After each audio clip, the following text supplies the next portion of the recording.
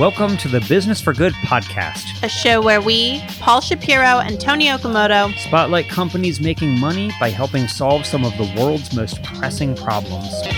Hello, everyone. Welcome to the Business for Good podcast. We hope you enjoyed the last episode of our show. I had a strong personal interest in it after reading Father Greg's book, Tattoos on the Heart, The Power of Boundless Compassion. I felt so compelled to interview him, but it was a very different concept than what we usually do. We usually highlight businesses, and his group is a nonprofit that creates businesses for the sole purpose of doing good in the world. I was, again, a little bit skeptical of how it would be received, but surprisingly, it has had an overwhelmingly good response. So thanks to everyone for letting us know how you liked it. This episode of Business for Good is also going to be a new concept for us. We are not interviewing a nonprofit this time, but we are doing a podcast showcase. So what that means is that we have traded an episode with a friend of ours, Adam Yee, who is also my business partner at a company called The Better Meat Co. And Adam is the host of a podcast called My Food Job Rocks. He recently ran our episode that we did with John Mackey, the CEO and co-founder of Whole Foods Market. And in the spirit of reciprocity, we are going to showcase an episode that he recently did that we really liked a lot. It's a really cool episode with Sara Polon, who is a friend of Tony's and mine, and who is the founder of a great company called Soupergirl. The first time I went to Soupergirl, which is in Tacoma Park, DC, I had matzo ball soup for the first time ever. It was during Passover, and I've been learning a lot of things about Jewish culture. Paul is Jewish, and his family is very culturally Jewish. And so I learned about how to eat certain foods and not eat certain foods during Passover, which was really cool. So in this episode, we are going to be featuring Adam's podcast interview with Sara. And she's a pretty interesting character because before she became an entrepreneur to try to do good in the world, she was a stand-up comedian. And she still is really funny, but she made the transition from being a comedian to an entrepreneur because Sara wanted to use the power of business to actually make the world a better place. So she started Soupergirl, which started out as a single location company serving entirely plant-based soups. These are not soups that you're going to find products like plant-based meats in them. However, these are whole food, all natural soups that help people meet their goals of trying to eat a more plant-based diet. I personally love going there. I love her soups. They're really good.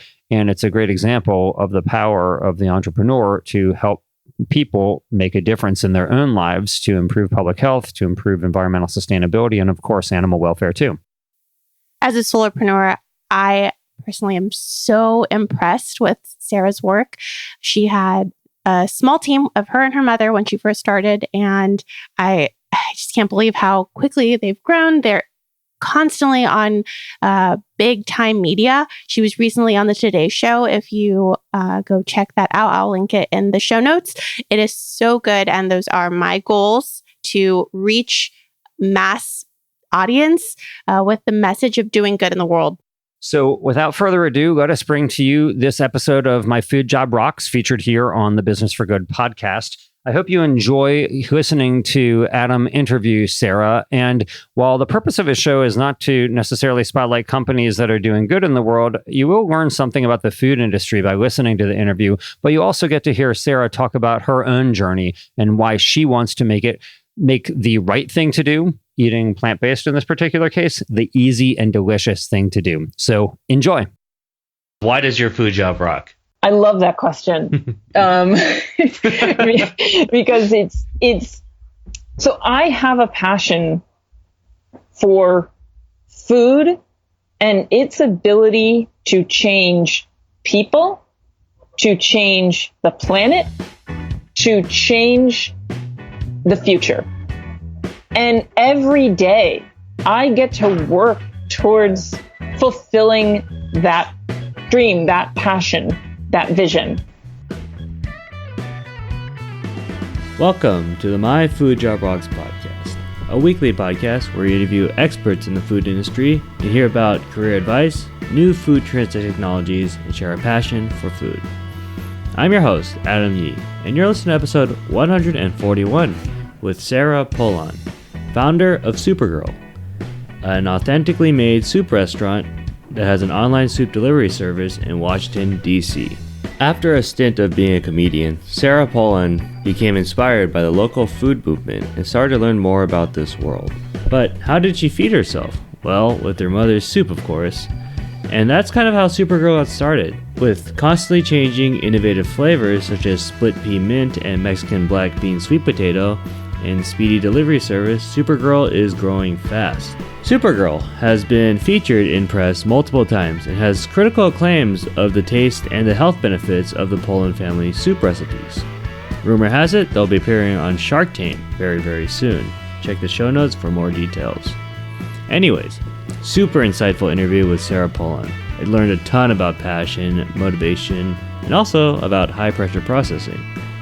A quick note, we talk about Alexa during this interview, and when editing, Alexa added 5 apples to my shopping cart. I'd like to put a little personal note on our newest sponsor, foodlabelpro.com. I met with Kelly Tessitore through various avenues, but mainly at the Good Food Institute conference, and we got to talking. And she really liked what I was doing, and I really liked what she was doing. And she's agreed to be a sponsor on My Food Shop Rocks. So let me introduce you to foodlabelpro.com. Is your product packaging compliant with the new FDA rules? The compliance deadline is January 1st, 2020. At foodlabelpro.com, we will upgrade your current panels for only $50.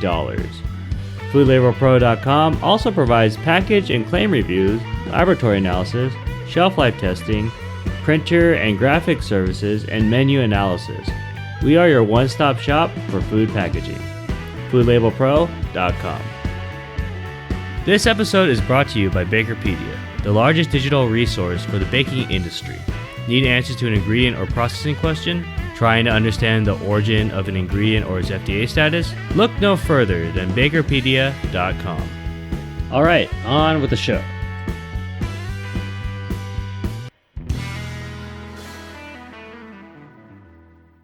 So, you have an interesting background because you used to be a comedian, right? I did used to be a comedian, and it is an interesting background, indeed. Yes, I think, but comedy is one of the smartest skill sets, I feel, because you need to think on your feet, you need to make people laugh, and you have a chance of having people not laugh at you. And was it stand-up that you were doing? Yeah, I did stand-up and improv and some sketch, so a little bit of everything. And I would say the feeling on stage of not making people laugh is one of the worst feelings in the entire world. There's really no way to put into words that feeling in your gut when you've landed, you've put your number one joke out there and there's crickets. The churning in the stomach and just this dread, this feeling of dread. It's palpable, it's physical. And normally you go for an 8-minute set. Everyone's always going for 8 minutes of gold. That's a standard set. And if you get up there and you don't land your opener, that 8 minutes can feel like 8 years. Oh. So I follow this, influencer, James Altucher, and I think he's in New York actually, but he's gone through this, comedic journey as well, and he's been documenting it, and it's been really interesting about his perception on comedy, and I think one of the things he mentioned was when you're doing stand up, there's an aura around where there's a setup where people are judging you because everyone is going and everyone is doing. There's a stage for it, right? It's different than public speaking, where people really don't judge you in public speaking because one, I think the context of you being a good speaker is already set, and people generally don't say, "Boo, that was a terrible public speaking gig," right? So they'll say, "Wow, this guy sucked at stand up." Yeah, well, if you're public speaking and you have a really funny speech or an enjoyable speech or an engaging speech, people are pleasantly surprised, but they're not going in expecting that. versus comedy, you better make them laugh. It's almost like, they're sitting there with their arms crossed. Okay, make me laugh, man, or make me laugh, lady. And it's that it really depends on the audience. The other thing is you can have an incredible set, feel on top of the world, and then the next night do the exact same set and just bomb horrendously, and it's just like, what was the weather, what day of the week, who was in your audience, were they drinking, who knows, there's a whole science to it, but it's just fascinating. An identical set, and that can really mess with your emotional well-being. Oh man. But it's worth it, because it does build thick skin, confidence, public speaking skills, like you were saying, ability to think quickly, react quickly. And I do think my comedic background, I really tried hard to bring it into the brand and make our brand very approachable and fun and hopefully funny. And it's been a real differentiator in my mind for Soupergirl and when we build the brand.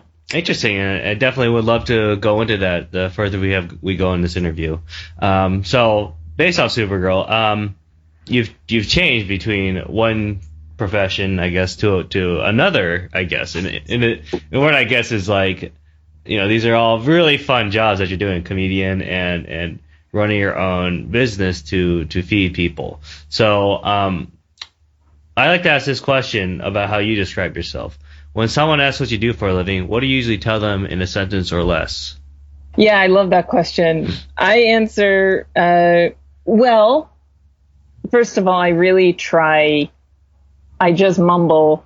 I'm a small business owner in the food business, because if I'm out socially and someone doesn't know me, I really don't want to talk about work. But if I really try to avoid that. But sometimes I'm outed as a small business or a Soupergirl, and then I say, to be honest, I say, I'm Soupergirl.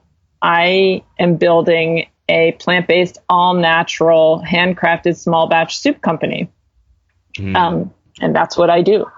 Yeah. I embody that's it because of the brand we've built. It's not, there's no separation. I am Soupergirl. it's this whole concept of like work-life balance and everything, like, it doesn't exist because I'm the brand, and I'm very, very grateful for that. But it's a lot of pressure. So I read an article about you or about your company in, I think, the Washington Post. Am I correct? Yeah. Okay, and it was about the soup cleanse thing, right?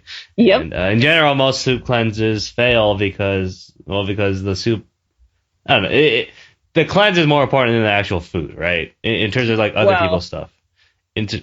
Yes, and we've rebranded it. You won't find that on our website. Okay, anymore. So you changed it. But what I wanted to get at is that when this person tried it, they felt full, right? They felt nourished, and that's pretty cool. That means the food is more important than the cleanse concept. So why did you rebrand it though? Because it's not a cleanse. People were, one person commented on that article and they said, Sara Polon's going to clean your colon, which I love. and I think that's hilarious, but my mother was like, stop saying that. But it's not a temporary fix. It's not a quickie quote unquote cleanse. And what we're trying to do with the Super Meals program, which is the new name for it, is really change your approach to food. So you really hit the nail on the head when you said that the person who did it, they felt full, but they were eating substantially fewer calories than they do on a day where they're not doing our program. Because we're feeding people everything your doctor says you should be eating. So lots of plant-based protein and fiber, hydration, vegetables, and not too much. So when you eat like a chili or a lentil soup with seasonal vegetables cooked slowly with a lot of flavor and not a lot of salt, you're left feeling really full after a relatively small serving. So you're not craving snacks. You're not thirsty and going for a soda. You don't have a sweet tooth craving. You're not, you're not really that hungry. And so and then after a few hours, you eat another one. And the only exception is at the end of the day, we suggest people have a light soup that's not full of all that protein and fiber, because I don't recommend people go to bed stuffed. And honestly, like a hearty black bean soup, you're full. And so, we recommend we end the day with like a gingered sweet potato soup or something like that. But if you have 4 of those soups, you're gonna consume much fewer calories. You're going to feel full, and you're going to feel energized. And that's not what words that people associate with a typical quote unquote cleanse. And that's why we had to rebrand it. Someone said to me, they're like, when I have people on my staff doing a juice cleanse, I will not let them get on phone calls with clients because they're angry and lethargic and obnoxious. And that was very telling. Because that's how I get when I'm hungry. Yeah, I'm very unpleasant. Very unpleasant. You're right. I felt unpleasant this morning, and now I had lunch, and now I'm not unpleasant. Right. Because you gotta fuel your body properly. Yes, definitely.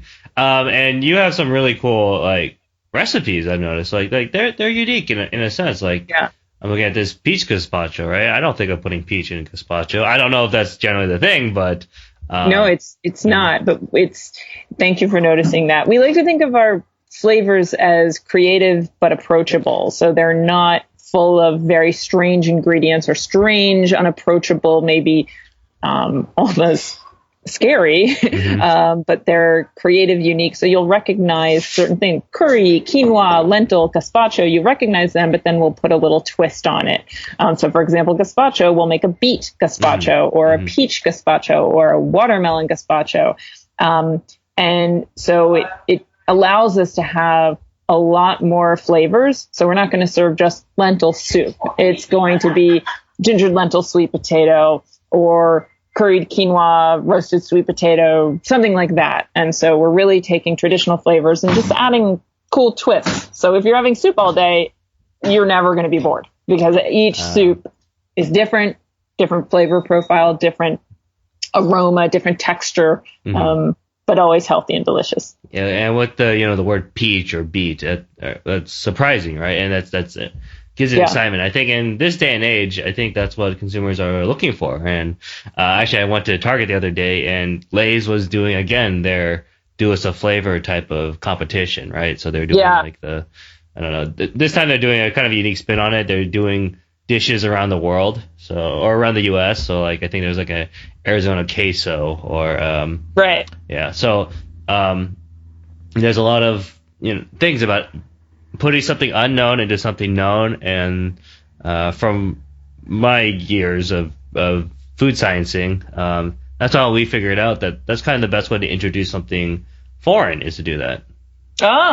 That's I didn't think about that. I mean, my mom always says when we're interviewed together, she loves saying how we think that we've expanded people's palates. We've introduced people to new flavors and new textures and new spices. And, some people have never heard of, for example, some people at this point, most people have heard of quinoa, but when we first started cooking with it, people were still calling it quinoa and not knowing what it was. And now we're playing around with freekeh and bulgur and things like that. And people trust us, and then they'll say, "Oh, well, sweet potato. Okay, I get it. Let's try that." And it works. You're absolutely right.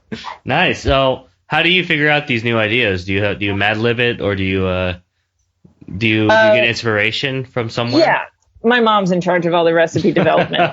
So I leave that to her. But first of all, we're always working with whatever's in season. We work with a huge network of local farmers around the Mid-Atlantic region. And so we know what's in season right now. This is the best time of year, like August and September and even early October, because you have all this amazing summer produce, and then the fall produce starts coming in. So she'll take other people's recipes and tinker with them and combine them and come up with her own, or just look at what's at the farmer's market and then just start playing around. And she's in charge of that. Nice. She taught me everything I know about cooking. I didn't go to culinary school. She taught me everything I know.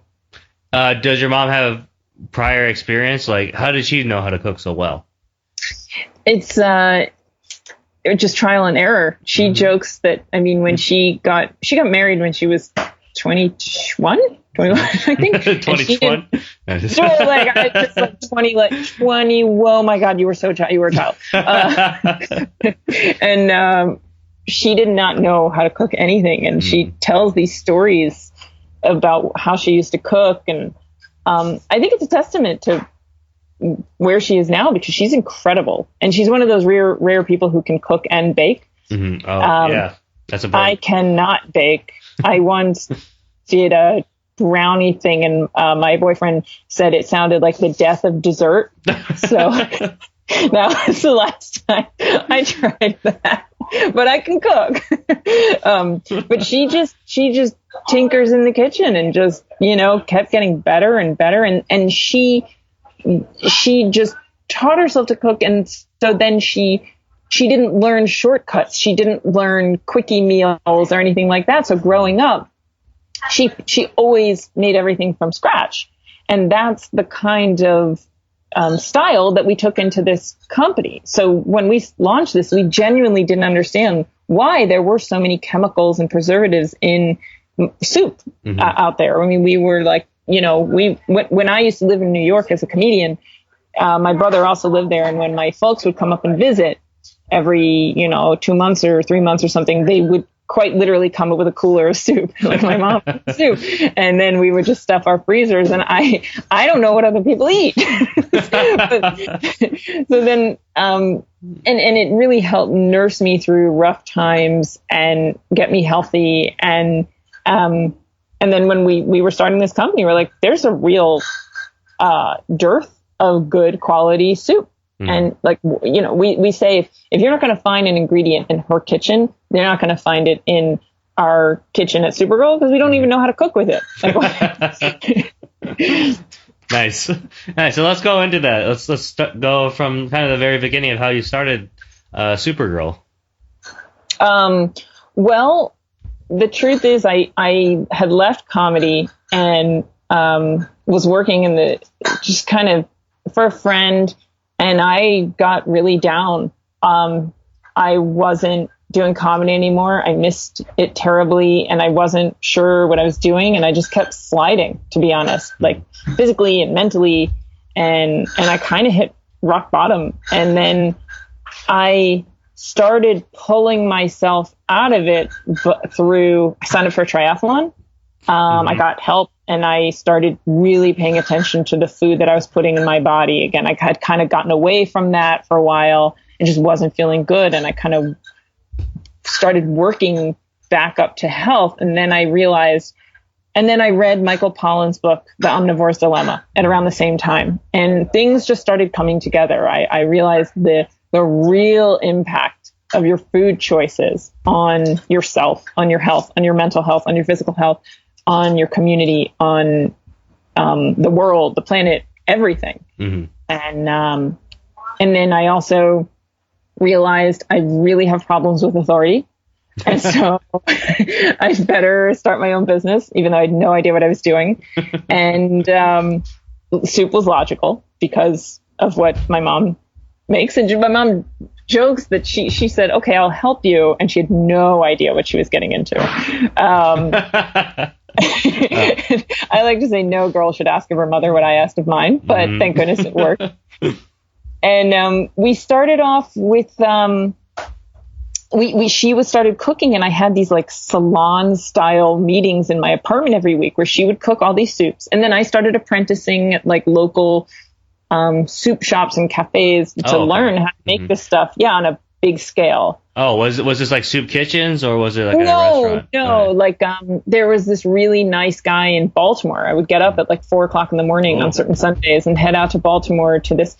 It's a really nice bakery cafe, and they had a big soup program. And they said, if you want to come and help us and learn, come on by. So I would go there a lot for hours and just take notes and cook with the chef in these huge. I didn't even know what a soup kettle was, and I learned, that you don't just take recipes and multiply that times 50, because then if you put in 50 times the amount of cayenne pepper, you're going to burn your face off.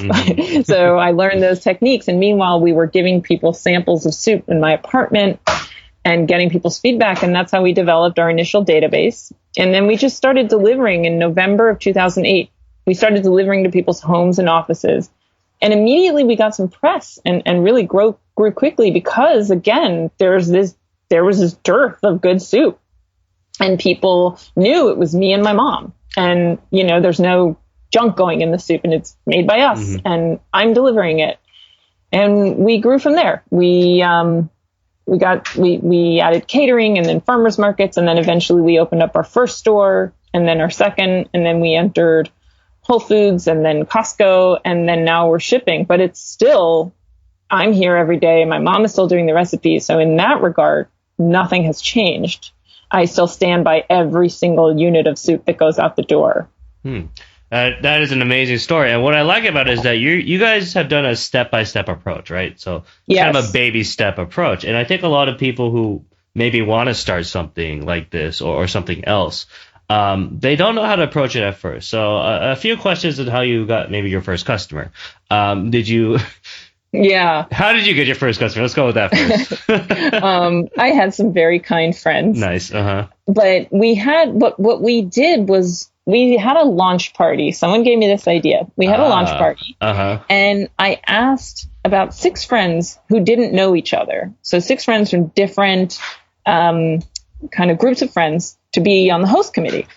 And they spread it around to their friends, and then they spread it to their friends. And the next thing I knew, we had like hundreds and hundreds and hundreds of people on this Evite, this launch party, and my mom and I were in a full panic mode. But it kind of, I mean, the Evite went like a little viral. I mean, in Washington, D.C. What you call it? I mean, I'm curious what your title was, because that's what hooks people, right? It was like the Supergirl launch party, and people were like, who is Supergirl? Nice. And then that got forwarded to some press. So that was very scary. And actually, it's funny, the blog and the weekly email was called Daily Candy. Do you remember Daily Candy? They've since closed. Okay. But Daily Candy used to be, I don't know what the comparison is now because there's so many blogs and websites and everything, but I begged that writer, and I still have that post hanging in my apartment, laminated, hanging on the wall. And I begged her. I was like, please wait. We don't know what we're doing. And she's like, I can't wait too long because we need to have the scoop. So she went with it. And then we got like a lot of customers right after that, and then just kept growing and growing. So that's how it was at launch party.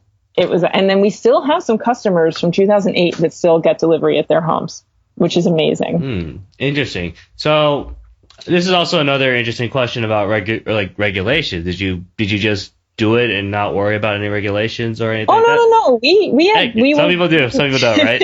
Yeah. No, we never cooked out of our. People are like, oh, do you do this out of your house? I'm like, no. First of all, I still find that funny. So I'm like, we're in Costco. Like, no.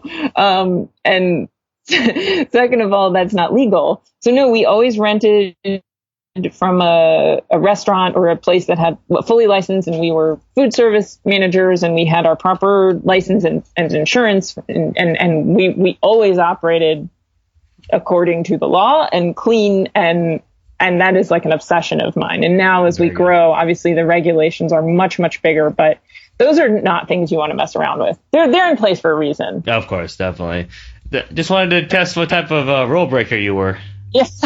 I'm a risk taker, but I'm also like with food, in my mind, I always tell my staff, like, if you mess up, somebody's going to die. So let's approach every decision you make like that. That is, yes, that's super important. Like, you don't want people to get sick from your product. It imprints something really bad. Like I think Taco Bell, McDonald's is a good example, right? Like, I got, someone gets sick there, they probably don't eat there again for years, right? So, yeah. I mean, you don't want that to happen, even getting sick. Yeah, it's not good for the business. It's also just not good as a human being to know that I made someone sick. It's not a good thing to do. That's definitely true. So what was the hardest part about starting this business, or what is still the hardest part right now? Oh, it's growth is hard. Mm-hmm. Growth is very hard, and you got to keep innovating, and you have to keep growing, or eventually you die. And people's attention spans in this day and age are very, very short. So you have to keep them interested, you have to keep them loyal, and you have to keep your quality up. So it's just growth. Managing growth is very, very challenging, but exciting. It's exciting, but it's hard. What are some of the ways you've managed growth? Are there any strategies you'd like to share? I recommend to people, and I wish I followed this more carefully, is try to be as proactive, as you can. Some of the worst mistakes I made were reactively hiring instead of proactively hiring, or if I couldn't proactively hire, knowing that when I hit a certain revenue stream, exactly the position I needed to fill and what their job was going to be. So as soon as I was ready, I could plug that in. And too many times I would hit a point and then I would hire reactively and sometimes make the wrong decision. And I'm referring specifically to a story where we needed a driver. One of our drivers quit, and this kid just showed up and applied. And I was like, "You're hired." And I trained him once, and then I started getting calls from the local Whole Foods that he was leaving boxes of soup on the ground on the driveway, and then committed a hit and run, and then lied about it. And I was like, okay, so that was a good lesson to learn. But that's just try to be as proactive as possible. But again, it's more theoretical. But as you grow, you have to. You have to. Yep. No, those are very good tips. What do you think is the most important skill you need for your industry? You need to have leadership. Leadership. You need to know. Yeah, you need to know. And I'm not saying I have this skill. What I'm saying I'm learning is how to delegate, how to not be the roadblock to your own growth. And I am very, very guilty of that. Do you think good leaders know how to delegate? Good leaders know how to have the vision and where your own strengths are and where the strengths of your team lie, and how to delegate properly to push the company forward. That is very good advice. And do you think, do you have any books or learning material that someone can get ahead on that? Anything that has resonated? That's a great question. No, I don't. I wish I did. I honestly got that advice from advisors, people who have given me advice. I will never say no to anyone who offers me advice, someone in the industry or a business person who offers to meet with me, to share wisdom with me. I will never, ever say no. And some of the times it's someone who just wants to hear themselves talk. But a lot of times I've gotten some really, really great advice. And that is an example of one. So I didn't read it in a book. I heard it from someone who's gone through this before me. So yeah, advice is really important. And I think for a lot of people, and maybe even people starting out, it's hard to choose the right advice, right? It is. It is. Because when you're just starting out and you think everyone knows something and you don't know, you're going to end up running around like a chicken with your head chopped off, and changing your focus. So you need to know your passion, and you need to keep in mind what you're trying to do and what you're trying to build. And that's so important, especially in the food world. This is a business of passion. This is a business. And if you lose that, if you're not inspired by it, and you start getting told by all kinds of people, oh, you need to do this. Maybe you should add cream to your soup. Maybe you should add more salt to your soup. Maybe, if you're not passionate about it, you can make a wrong choice. And if you no longer believe in what you're doing, you're going to be gone in a matter of months. Love that quote. I think that's really important, and it resonates with many of my other guests. People are in the food industry because they're passionate about it, right? Yeah.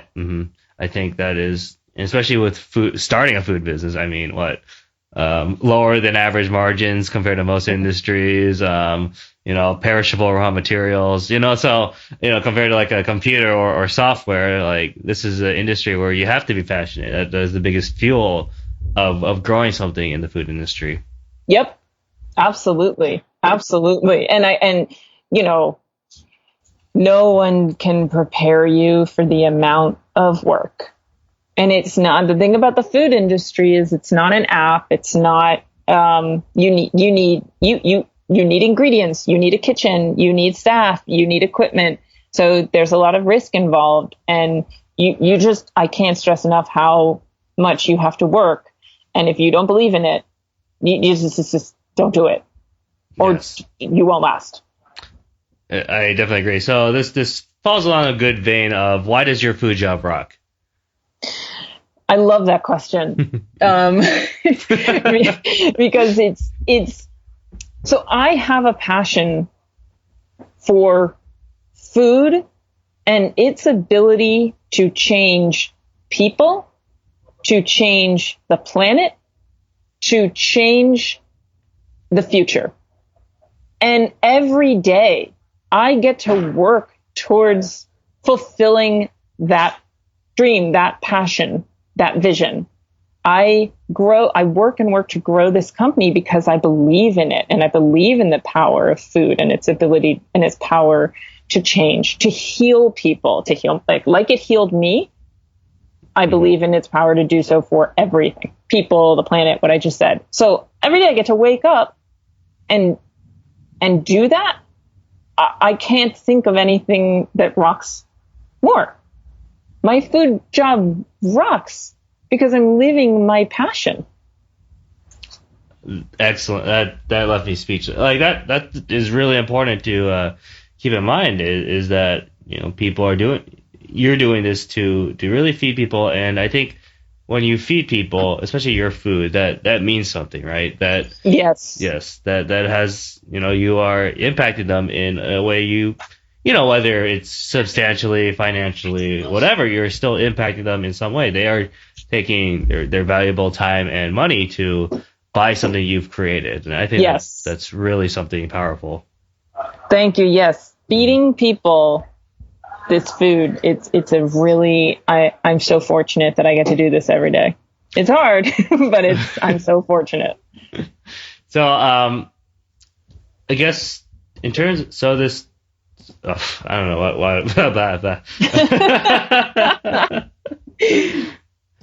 I kind of want to know about the testimonials you've gotten, like the people who've tried your soup, or how they've tried their soup, or stories about that. Is there anything you'd like to share? Yeah, I mean, so you have some people that have done the Super Meals program. Mm-hmm. One of my favorites is one person.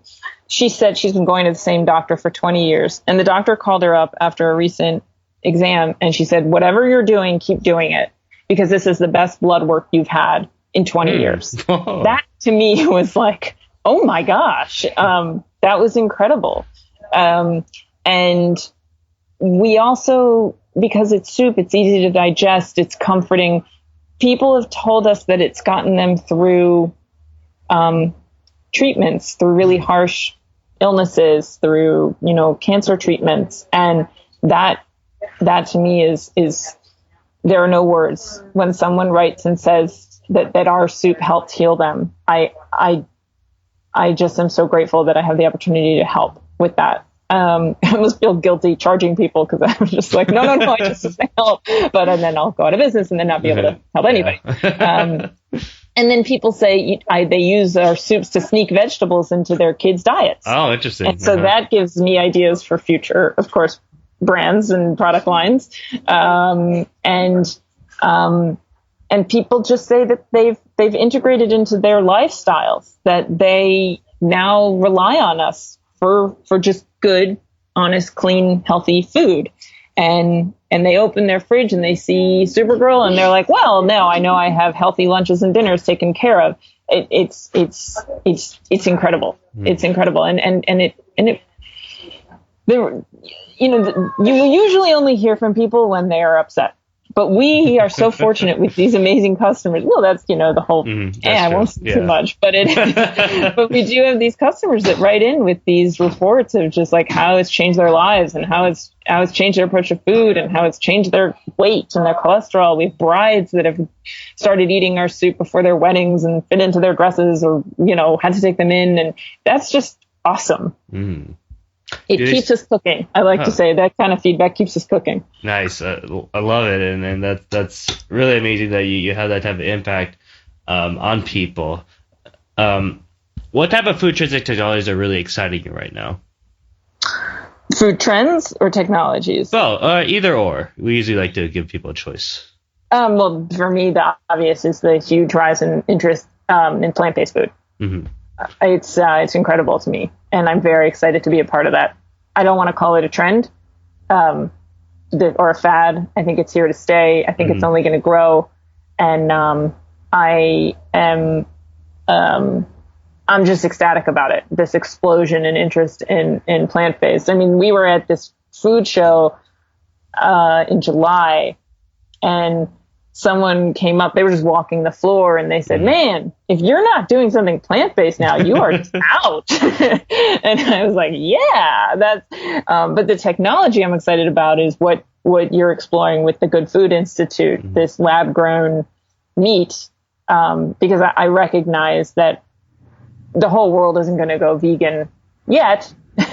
And so to get people away from factory farming, to get the world away from factory farming, while still getting, fulfilling that need that some people have for meat, it's very, very exciting. Mm-hmm. And that's what I just, like I said in the beginning, we urgently need to face our food issues as a country and as humans. And so that kind of technology is very exciting.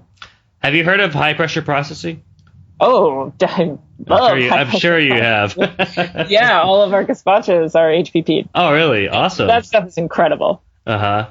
That's crazy. Yeah, I know it's starting to scale up right now. It used to be unknown like 4 years ago, but yes. now it's starting to happen. And I actually don't know who does it or who does things like this. I don't know how expensive it is, but it's crazy expensive. Oh.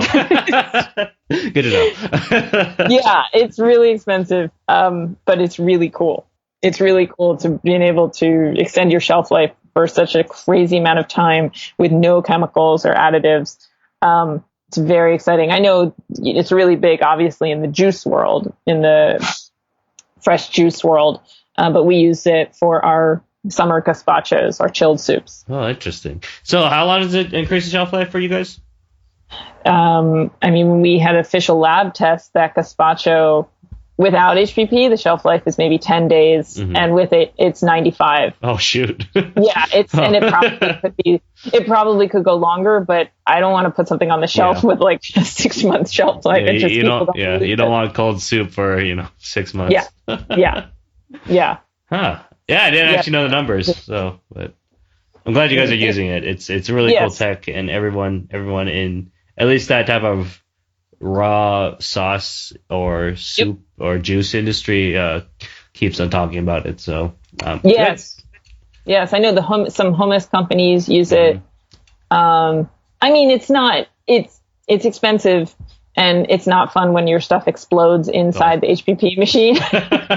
Because what it does is it puts the equivalent amount of pressure as what's on the bottom of the ocean on your container. Yes. And sometimes your container cannot take that amount of pressure. And so it explodes all over everything. Yeah. Yeah. But overall, it's pretty awesome. Yeah. I'm glad I have a kind of a hands-on explanation about it. So thank you. Absolutely. So what do you think is the biggest challenge the food industry needs to face right now? The biggest challenge that a food producer needs to,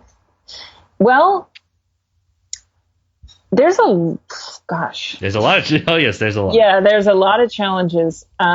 So one thing that's really hard is if you have an idea and you want to start cooking something, and you want to do it legally, obviously, there's not a lot of shared kitchen space available to try out a product.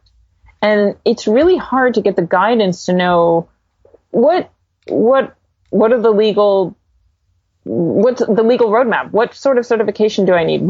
Tell me about food safety. How do I safely get this product to market? And so there are some of these incubator kitchens around Washington, D.C., and they're great, but there just aren't enough of them.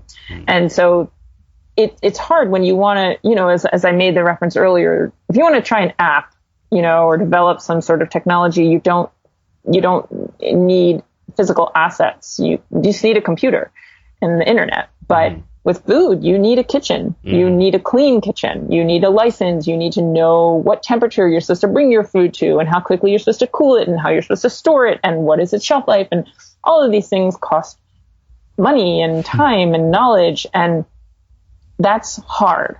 And especially there's a lot of, in my opinion, mostly well-intentioned and good regulations out there. There are a lot more that are out there now because a lot more people are getting sick. And it's not necessarily that food isn't safe. It's just that our system is so interconnected. Like you might get, for example, like if you're getting a salad at, let's say, McDonald's, or I don't want to name any specific restaurant or something. Your lettuce might have come from Mexico. Your tomatoes might have come from California. Your dressing might have come, the ingredients in that dressing, well, that had come from 10 different places. And so it's really hard to trace where the issue is, where's the gap in the chain that's causing people to get sick. So their regulations are important, but they can be a barrier to young people trying to break into the food industry. Yeah, that's very true. I mean, we're in Sacramento, and there are people begging us to invest into an incubator kitchen, and it's just it's not the time or the place right now, but they're needed. But they restaurants or like kitchen space is really expensive. Everyone wants to do it, but it's so hard to sell. It's like the maker spaces, right? Like, yep.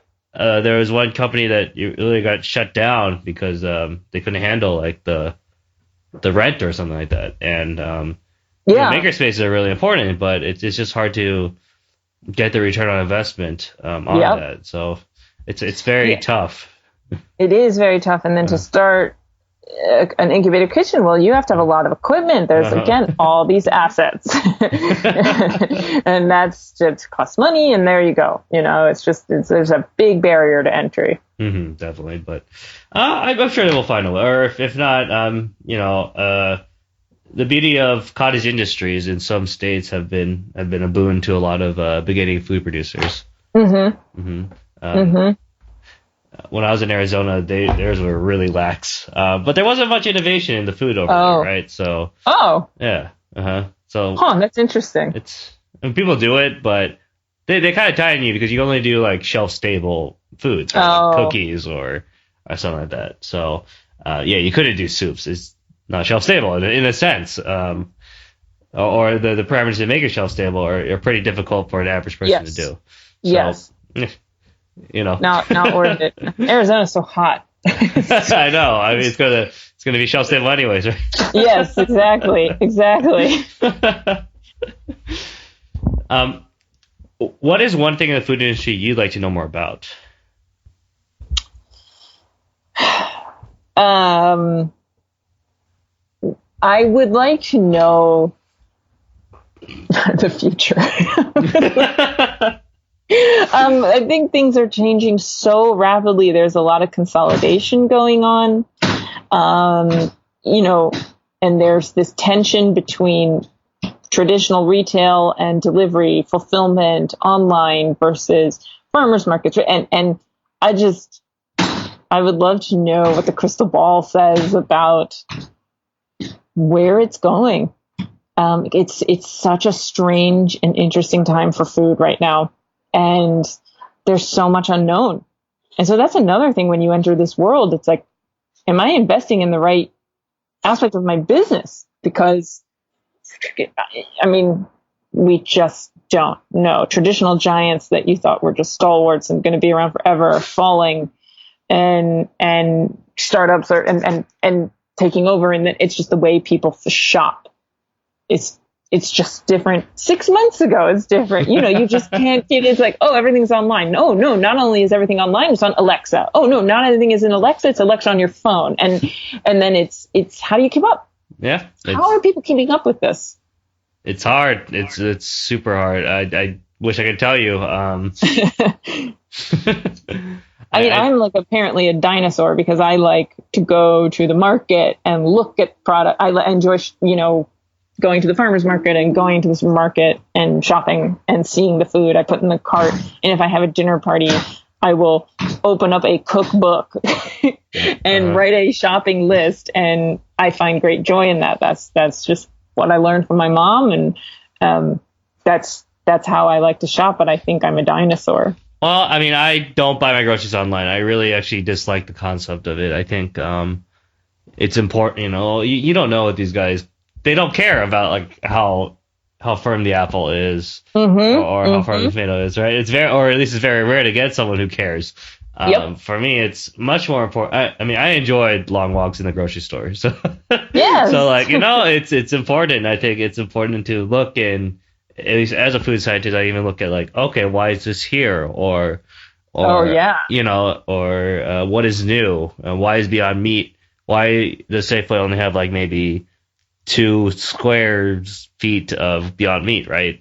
Right. And okay, but a month later, it grew to 6 square feet, or something like that. So that's really important for me to go to a grocery store among buying food, and I think what I'm trying to get at is that, yeah, there are trends, but as you know through business, there are niches of these trends, right? And not everyone is going to jump on, Alexa, buy me 5 apples in Safeway, please. And have a drone delivery. I think a very small percentage will do that. So I think most successful small business food companies, and again, I'm speaking as someone who doesn't do this, but you talk to a lot of people. Yes, I do. Yes, they care about their niche. If they want it to be special, they'll branch out, but they don't have to do everything. They have to be good at what they want, and then slowly introduce the new things when they have time. I think it is a luxury for a small business to do it at a point of, I guess, peace instead of a point of war in the business sense. And I think that's really important to keep in mind. So. Yeah. I think you're right. I hope you're right. It gives a lot of comfort to people saying that. So. Yes. Well, if there are enough people like you and me, then we'll be okay. There you go, right? Yeah. People will jump on new trends, but I think the trends that survive, as we kind of want to bring this full circle, they know what they're good at, right? Yes. Yes. I mean, we're good at making soup. We're figuring out how to get it into as many people's hands as possible. But we're certainly not shunning the traditional old-fashioned grocery store. That is just in our retail stores. That's just those people. They're, especially in a foodie world. I have to have faith that people that quote unquote foodies want to go and shop. And like you said, touch the apple, see where it's placed in the grocery store, and just stay a little traditional. I can't believe that shopping in a grocery store is traditional. That's funny. I still prefer going to the cashier than the automated machines. I think that's important too. It's difficult, but I think things change, but things also stay more things stay the same than they do change, even though it doesn't seem like it, right? Again, I hope you're right. I hope you're right. Well, we can say okay, we get all kinds of different messages about what's healthy, what we should be eating, but an apple a day keeps the doctor away. I don't know when that cliche came about, but it is still true. Just eat your fruits and vegetables. No one said don't do that. Yeah. So, you can say the same. Coconut oil is weird, right? Because you have very weird. 3 months ago, 6 months ago, I think we said it's good for you, and then 3 months ago we said it's bad for you, and now people have no idea. The coconut oil is a funny one. I'm with you on that. It's so funny you bring that up. My boyfriend and I got in a big debate over that. Because it's just, I was always taught if the oil is solid at room temperature, avoid it. And then people are like, no, but that doesn't apply to coconut oil. And I thought, but that doesn't make any sense. So that was a great example. Yeah, I don't want to put any. I mean, I know both sides of the story, but we can get an hour talk just on coconut oil alone. Yes, just on coconut oil. Definitely. Yeah, but again, we all know fruits and vegetables are healthy, right? So that hasn't changed in a long time. Nobody has ever said fruits and vegetables will kill you. Right. Right. Unless they have salmonella, but that's a whole other discussion. Well, now I put it that way. Yeah, right. But then we go back to the whole, our food chain is just so interconnected. Yeah, you don't even know where it comes from. Well, if we want off-season vegetables, then that's what we'll get, and that is what the market wants most of the time. I know there, especially in Canada, there's been a change on local food. U.S. had that. I think it's dying off a bit, but Canada is really strong on local.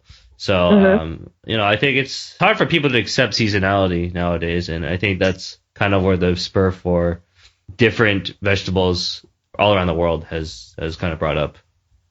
Yeah, I hope local isn't fading, because I like to say, you're not going to find a pumpkin soup of ours in July, and you're not going to find our tomato basil soup in January, because we're in the DC. You're not going to find local pumpkin in July. You're not going to find local tomato in January. And so let's not cook with it. Let's cook with what's around us and what your body's craving. And there's it's not just pie in the sky kind of, well, we should all be local, but it's in the winter, your body isn't craving the same thing as it's craving in the summer. In the summer, you want watermelon, you want melons, you want peaches, you want hydrating cucumber. The produce you find in the summer is very hydrating. It's very full of water, because that's what you need. And then in the winter, you need more starch, you need more energy to keep warm, because you're cold, you're shivering, so you need more energy, more dense foods. That's why you're going to go for your potatoes, your sweet potatoes, butternut squash, your carrots, your beets, things like that. So I personally am in a total local bubble. I'm such a jerk face about that. In my little bubble. As long as you take care of your bubble and it makes a community, I think that's okay. Yeah. Right? Thank you. I appreciate that. That's one of the big advices I give to people is just make sure you treat your community well. Then sometimes it doesn't matter what everyone else is doing. I think you might be right. I hope I'm right. Yes, me too. Who inspired you to get into food? I think I know the answer, but yeah. It's a combination of my mother and Michael Pollan. Ah, yes. That book really, really changed me. And then my mother's cooking and the healing power of her food, combined with reading that book, produced Soupergirl. Great. I love that. I love that story. What's your favorite kitchen item? I'm not a big fan of gadgets. Okay. Yeah. So just for me, as long as you give me a knife and a cutting board, I'm happy. Do you use a blender of some sort? Like what? Yeah. Yes. I mean, yes. I do love. I do love my Vitamix. Okay, Vitamix. Yeah, I do love pureeing things into total oblivion. but otherwise, I mean, that even requires it. So it's a funny story. When a couple of years ago, there was this huge snowstorm, and my parents, their electricity went out for a really long time, for many days. It was bad.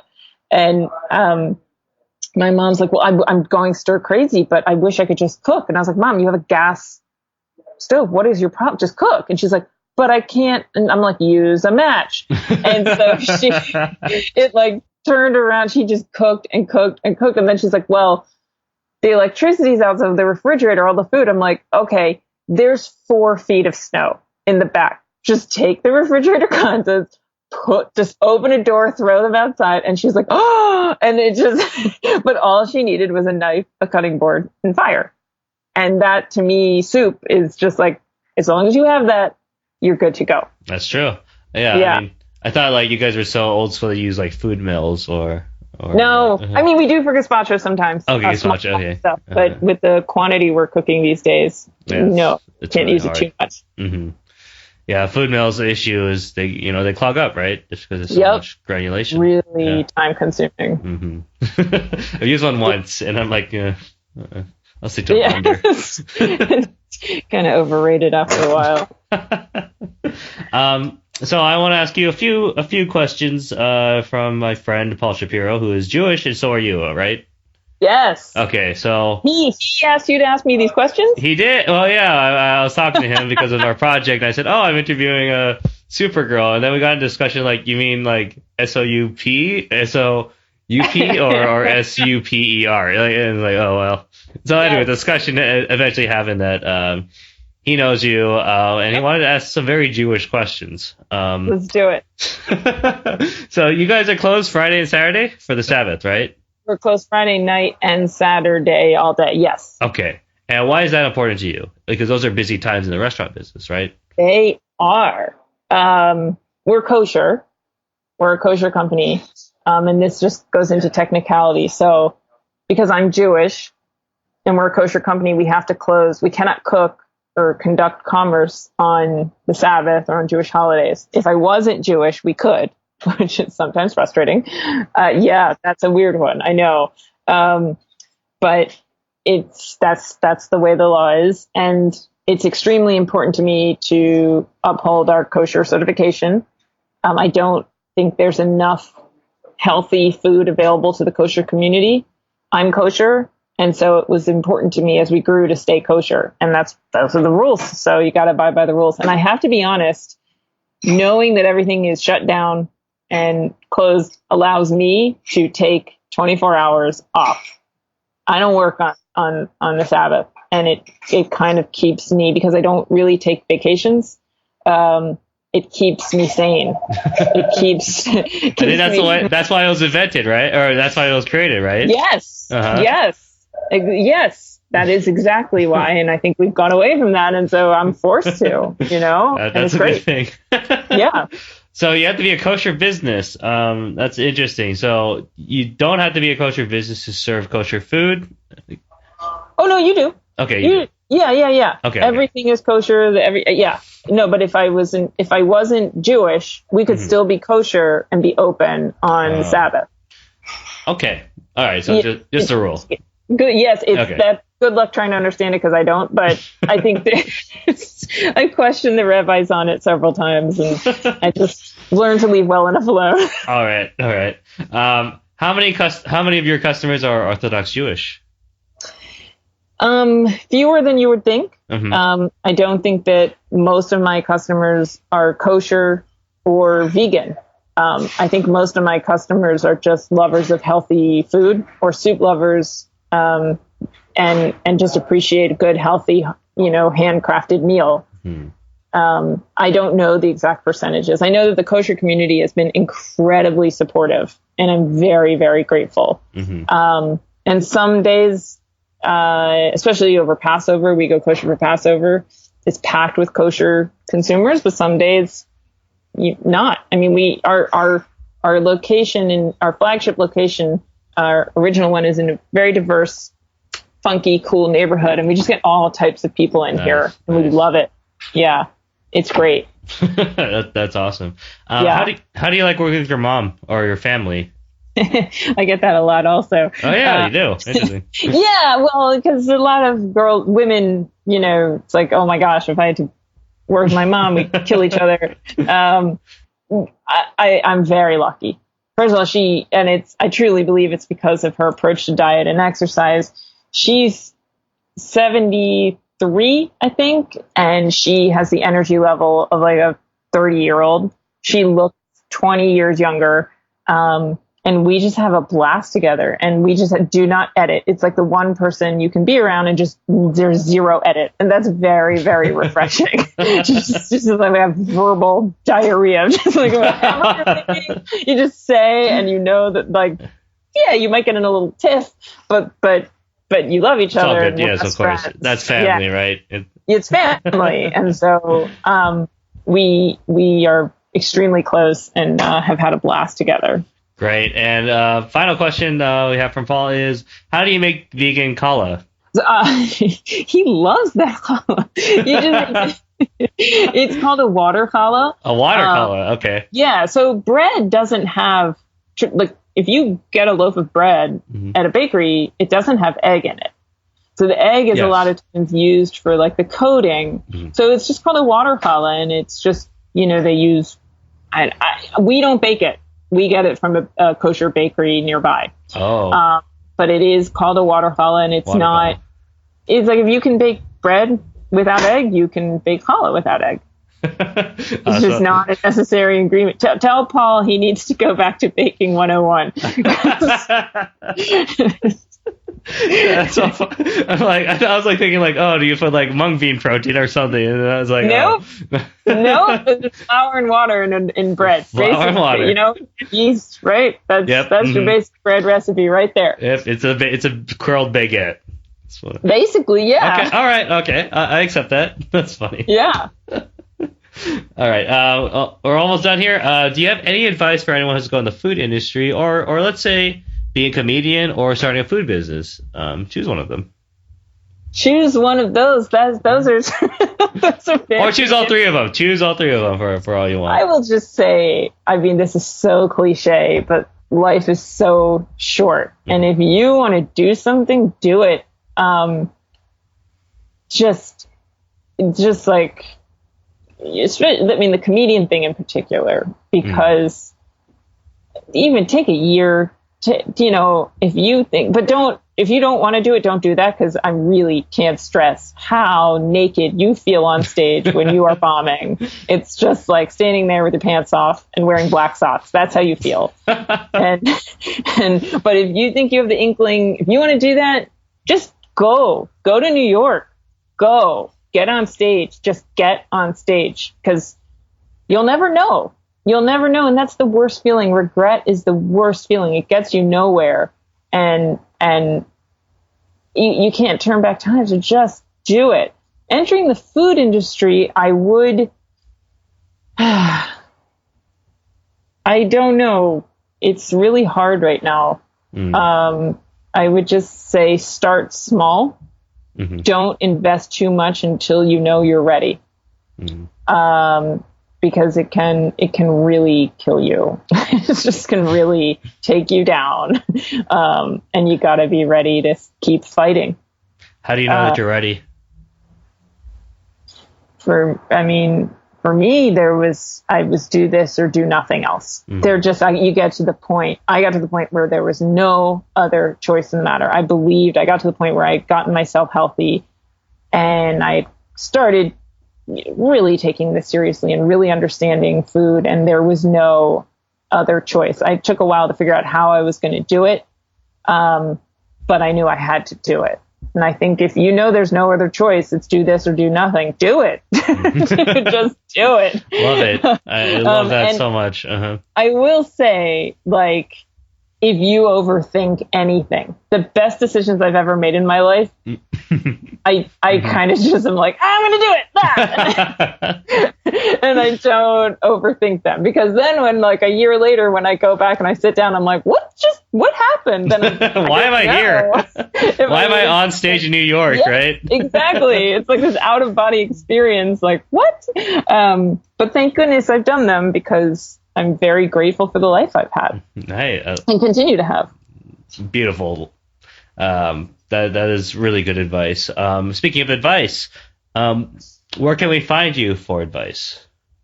Well, head to Soupergirl.com, and you can always, there's a contact us link, and shoot me an email at any time. You can also tweet at us at the Soupergirl, or on Facebook. Supergirl, it's all Supergirl. Just look for Supergirl. So, Facebook, Twitter, but the website, you can always email. And I'm more than happy to answer any questions, help people out, give advice. So many people help me out. So I'm always happy to pay it forward and do anything I can, and help young people starting out in comedy and food, or both. Awesome. Yeah. And just remember, it is Souper girl, right? Thank you. Right. Yes. Supergirl, not messing with, not Gal Gadot. I don't even know who Supergirl is. I forgot her name too, but yeah. Yes, with the soup. Apple soup. Anyways, Sarah, this was a really fun interview. Thank you for joining me today. Thank you, Adam. It was really a lot of fun. All right. Have a great rest of your day. Thank you. You too. Tell Paul hi. All right. Of course. All right. Take care. Take care. Bye-bye. Thank you for taking the time out of your day to listen to episode 141. You can find the show notes at myfoodjobrocks.com/141 Sarah. That's SARA. If you like this episode, please leave a 5-star review on iTunes or like us on Facebook. It shows that this podcast is worth listening to. You can also follow us on Twitter or Instagram to get kind of more exclusive content. We're trying to diversify our content a bit. So you'll see a bit more, for example, of the company process on Instagram. Twitter, you'll see more video clips. So if you like, please follow all of our social media accounts, which can be found at the website under the Find Us On tab. Also on our website, we have our weekly newsletter, The 5-Course Meal. What we do is we send out a weekly, usually on Fridays, of what we've posted on My Food Job Rocks, and also a few other industry tidbits. As you know, the food industry, there's always something new and exciting there every single day, and take some pieces and write a little bit about it. It's kind of my little exercise on evaluating what is happening in the food industry.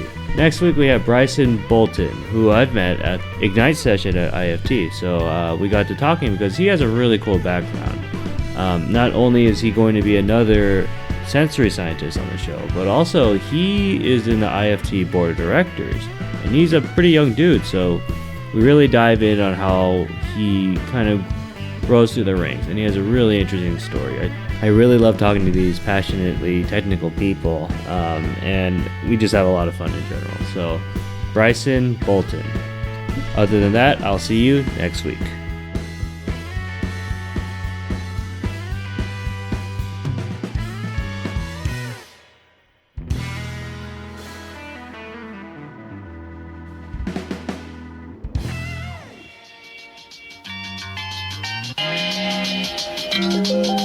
All right, folks, thanks so much for listening to the show. We hope you got a lot out of it and that you will show us some love. You can rate Business for Good as 5 stars on iTunes, support us on Patreon, and tell your friends interested in business or really just in making the world a better place about the show. And we'd love to hear what you're thinking. Please feel free to contact us anytime via our website, businessforgoodpodcast.com. And as always, we hope that you will be in the business of doing good.